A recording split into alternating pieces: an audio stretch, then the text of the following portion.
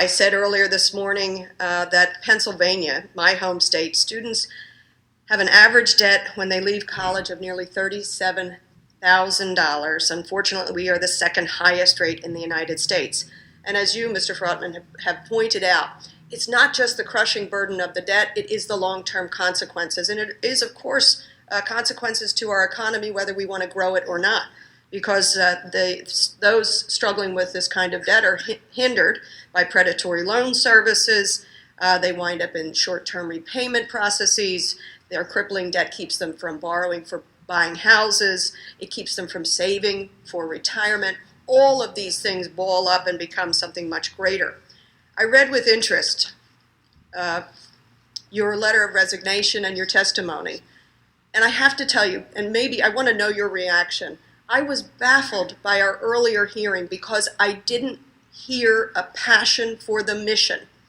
And in fact, we heard a split passion, that somewhere along the way, and I think you experienced this in your professional journey, somewhere along the way, this agency went from a goal of protecting consumers to a tug of war between protecting consumers and undoing regulations because lenders didn't like it. That's what I heard. That's what I think is at the crux of this problem. And who's caught in the balance? Student loan debt, students, and all other consumers. So I ask you, and I read just a little bit of your letter real quick. Oops, I hate when I do this. All right.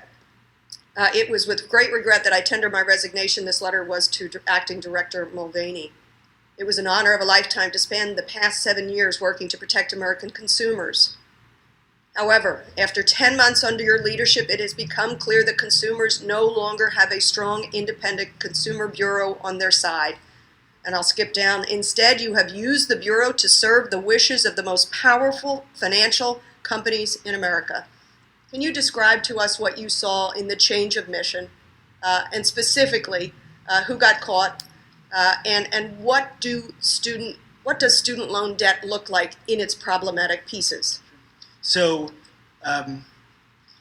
for years, I ran the Bureau of Student Loan Work. It was obviously a massive team effort, and we did a lot of good. But I think the flip side of that is we saw families across the country hurting. We got 60,000 complaints from student loan borrowers. These were active duty service members, nurses, teachers, who were just trying to get a better life for them and their families. And they chased the American dream like we all do and we want for our families. And then they were pushed into a market that was just littered with predatory players. Your home state attorney general is suing one of the largest servicers for a lot of these practices.